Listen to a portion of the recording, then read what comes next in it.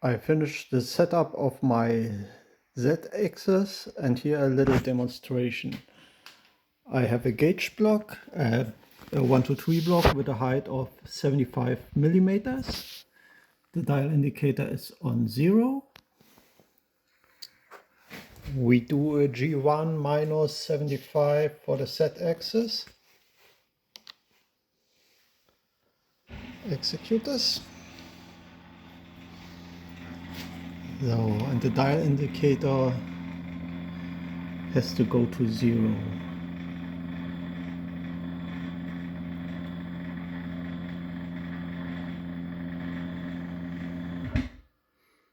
Yes, he did.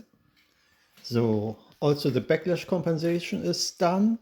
So we go with the G1 Z0 F200 back to 0 to the former height of the 123 block.